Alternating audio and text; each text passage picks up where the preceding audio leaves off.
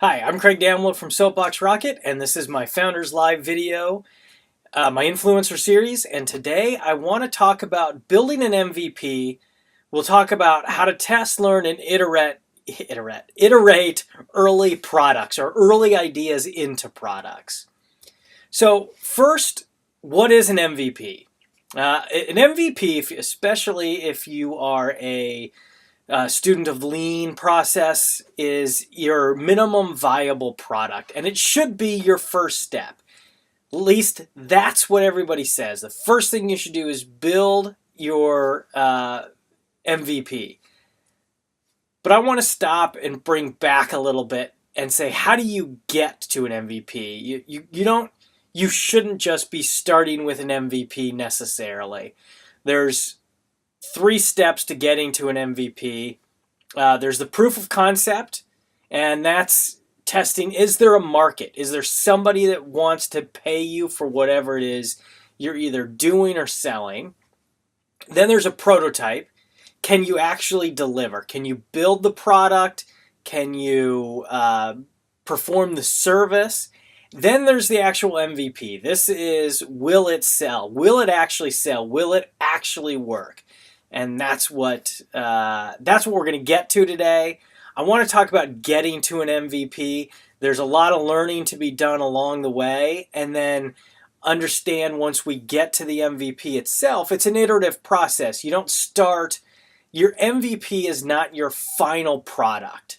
It's your minimum product. Well, let's look at proof of concept first. So, what and how do you do a proof of concept? What's a proof of concept? How do you do it? Proof of concept is pretty simple. It's a test to understand, is your idea feasible? Do people want it? Is there a market? And will they pay for it? And you're not going to be able to prove all of those out right away, but the proof of concept basically will inform you whether or not it's worth moving to the next step, moving to the prototype stage. You want to do it fast, you want to do it cheap, and it's going to be low resolution. You can kind of think of these three steps, the proof of concept, the prototype, and the MVP as an iterative process to get you towards a high resolution product, your final product. And the MVP is going to have multiple steps to get there. You can have multiple proofs of concept and you can have multiple prototypes, but it's really the MVPs where the most value is found and the most money is going to be spent in this process. Now, the point of the proof of concept is before you spend a fortune before you spend much of any money at all, is there a proof of moving forward? So there's a couple ways to do it. Here, I've got an example. This is one of the easiest ones, is create an email list. Are there people willing to sign up for an email list to learn about the product? If there's interest, it doesn't necessarily answer will they pay for it, but it at least tells you if they're interested. Another quick way is a Google search or a Bing search, since we're in Seattle. Are there other products on the market today, or were there products before? Now, you can kind of ignore if a product has failed, or even if there's competition. Competition means that it's at least a valid concept. Now, if one failed, it could have failed for multiple reasons, not necessarily because people didn't want it. Again, you're doing this fast, you're doing it cheap, so look. But just because it didn't work in the past doesn't mean it's not going to work today. But those are probably the two easiest ways. Pre-order is another way. You can think of Kickstarter is probably somewhere between a prototype and a proof of concept. You're asking people to give you money. For successful Kickstarter, you almost have to have a good prototype and probably even a good MVP. But at the base of it, it was a way to test a proof of concept. Can I get enough people to buy it? I think there's some book ones out there. Publicizer, I think, is the name of the company that is kind of the Kickstarter for books. There's other ones. So then you're going to move to the prototype stage. A prototype is showing that it will work. Will my concept work, and how does it work? So it's not just the proof of concept, the proof of concept is more of your will it work conceptually. The prototype is how it actually works. So whether that's code or a physical product or a test service, and also what does it look like? It's still a low resolution, but it's improving resolution. And as you go through prototypes, they're going to get better and better. You can see on the photo here, I think this is a trash can. But on far end, you have the white, basically paper mock-ups to a more refined product at the very end in metal and plastic. And so you're prototyping, you're being able to see what does it look like, does it work, and how does it work? How am I going to assemble it, or how am I going to deliver? Again, fast, cheap, and improving resolution. Eventually your costs get up, but as you get to the very end here where we actually have metal and plastic, that's where you've started to enter the MVP. And you're going to find that a lot of these overlap. It's not always clear cut.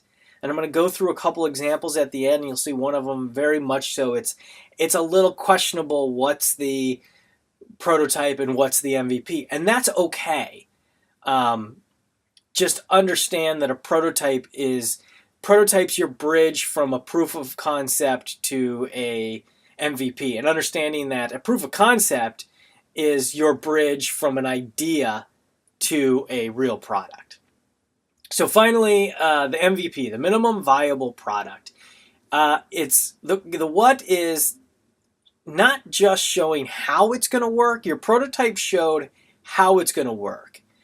The MVP is showing that it actually works. It's the viable word here is really important, and there's some philosophical differences on how you define MVP. I'm a person that says if it doesn't sell and work for your customer, it's not viable.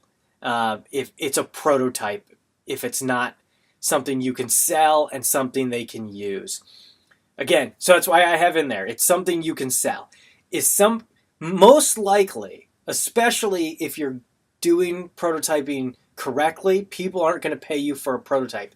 It looks just like that, a prototype. I am a huge proponent of a prototype should be something that looks like it could have been made in any kindergarten classroom. Construction paper, pipe cleaners, glue. That's the way you build a prototype, because it's all about getting to this next stage. And I love this drawing from Henrik Nyberg, I'm sure I'm pronouncing that wrong, showing how to build an MVP or the stages of an MVP. And it's not, the top rows, it's, he wants, the end you're trying to get to a car. It's not a wheel, a wheelbase, a body, and then a completed car. It's what is the goal of your final product? The goal of your final product, the car, is to actually move people from point A to point B at a rapid rate and in a comfortable manner. Skateboard works. They can get from A to B. That's the minimum part of it. Now we start going up the scooter, a little more easier to control. Bicycles a little faster. Motorcycles a little more comfortable, maybe. I don't know. And then finally, the car is your final product. Again, it's a way to reduce risk in introducing your final vision. So you can think of an MVP as not a prototype of your idea. It's a prototype of your vision. And you're building your vision as you go in steps. And so you could have multiple MVPs in this one. There's 5 to get there. You could also do it in other ways of, maybe it's an MVP at a different stage, or you have multiple MVPs to test multiple technologies. And then eventually you bring them all together in your final vision. So the iterations of your MVP, you can think of those as your roadmap, your product roadmap. So I want to go through a couple examples. The first example I'll go through a physical product example, and then I'm going to go through a SaaS software as a service kind of example, but a more technology based example, since I know the Founders Live community is a lot of technology based. So the first one I'm going to go through is Tesla. Again, we're starting with their vision to get to the MVP, or to get to their final version using the MVP. Tesla's goal is to offer electric cars at prices affordable to the average consumer. Proof of concept was pretty easy for them. At the time Tesla was founded, GM had a car called the EV1, fully electric vehicle. They actually not only stopped production, but they were all lease vehicles, and they recalled all of them and destroyed all of the cars. People still wanted them. They didn't want to give them up. So the founders of Tesla said, we've got a market. People bought these, they paid monthly for their leases, and then they still wanted them, but they had to give them up. So got your proof of concept. Next is the prototype. Tesla didn't build a car for a prototype. They kind of built a car. So this is their first Roadster was built on the frame of the Lotus Elise. And if you look at the history of Tesla, at least Tesla's version of the history, they're very much going to say it was not a Lotus Elise with batteries and electric motors. It was a completely different car with the look of a Lotus Elise. That's kind of true. What they knew what a car looked like. Everybody knew what a car was. They weren't a manufacturer at the time. They were still a technology company. Prove out the batteries, prove out your motors, and prove out that you can put everything together. They had a platform from Lotus. They combined it, and that was their first prototype. You could argue, again, this is somewhere between a prototype and an MVP because it sold. That's a part of an MVP, but Tesla couldn't build this car. Lotus had to build the car. Tesla built the technology to make the car possible.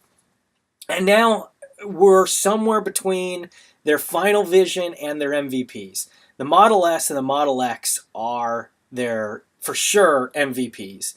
They do not match the vision of making an affordable electric car for everybody. They're still very expensive, a limited market. The Model 3 is much closer to their final vision, and maybe we can argue that it is. So we're there between our final product and an MVP, but you at least had two MVPs. The new Roadster they're coming out doesn't really fit on this. Again, sometimes you do other things, you learn and you change. Everybody loves the Roadster, so they want a Roadster. They've got to market a high-end market. Why not learn that, hey, I've got it, people want it, let's build that as well. The next example I want to go through here real quick is Airbnb.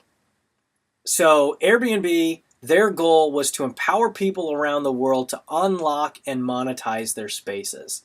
Now they for sure are out of the MVP and into their final form, at least of this vision. They've got now they're developing other services, selling adventures. I don't use them a lot, so I don't know exactly, but they do have other products that they're now MVPing inside. And that's another important thing to remember is once you get to your final product, that doesn't mean you stop building prototypes and stop innovating. You have to continue doing that if you want your company to be successful. And we can talk about that in another show. Proof of concept for Airbnb. Their proof of concept and their MVP, their proof of concept and their prototype basically came back to back. They had 2007, there was a San Francisco Design Conference, and there was no hotel rooms available, at least not at any decent rate. So they knew that people needed some place to stay. So that was their proof that there was a market out there. They moved rapidly into their first prototype, which was during that Industrial Design Conference. They threw down 3 air mattresses in their apartment. The two founders bought 3 air mattresses. They rented them for $80 a night and had 3 people sleeping in their living room, provided them breakfast. They called it Air Bed and Breakfast. It worked. They made $1,000 over that weekend, paid their rent, and they could move on. They thought the concept was great. They had a real community. They had breakfast. They interacted. So the next prototype was that same year, South by Southwest. That one not so much, because now they weren't providing the place to stay. They needed somebody else to provide the place to stay. So the first prototype tested, can people stay with other people? The second one is, can we get other people to offer up their air mattress? They had two guests. One of them was the founder, and one of them was somebody else. You can kind of think of it as maybe it was a failure, maybe not. And then their final prototype, and this is maybe where you start to get into an MVP, was the 2008 DNC, the Democratic National Convention in Denver. And this was the one where Obama was elected, so a lot of grassroots support, or he was nominated, elected later. A lot of grassroots support, a lot of people looking for places to stay. Again, no rooms. And they did it, and it was a big success. They had, I'm missing my numbers, they had a lot of people at that one. And it was a success, with the exception that as soon as the convention was over, they had no business. So that's where I tend to put this as a prototype and not as an MVP. You had a successful test, and then they found nothing worked. So they then went back and looked at those prototypes to build their final MVP. They learned, one, the non-shared spaces were a better route to go. So for their first one, South by Southwest and the DNC, they did its shared spaces. It wasn't necessarily a private space. You weren't renting a room or an entire apartment. You were renting a shared space. So they realized if we had non-shared spaces, then we have the opportunity to get the year-round business. And then also they realized that the places during the DNC that did the best were ones that had really good photos. So this is one where, again, minimum part is the founders would go out with their professional grade cameras and take professional grade photos for people that were looking to rent their property. And that was their final MVP, or into their final product. Again, this is one where it's tough to tell which was a prototype and which was an MVP. They made money on two of those three. They didn't. South by Southwest was a complete failure, realistically. So it wasn't viable. So stick that one in a prototype, the first one. Maybe bring DNC into, it was viable, it was a minimum, but it wasn't a viable business, it was a viable product. They were trying to build a successful business. And that's where they're at today, for sure. So that's it. If you're watching this on July 13th, at noon Pacific time, we'll be doing live questions and answers on founderslive.com. Otherwise, feel free to contact me through my website, soapboxrocket.com, or via LinkedIn, right there on the site, on the screen. Anyways, thanks for listening. Go out, prove your concept, build a prototype, and then build your MVP. Thanks.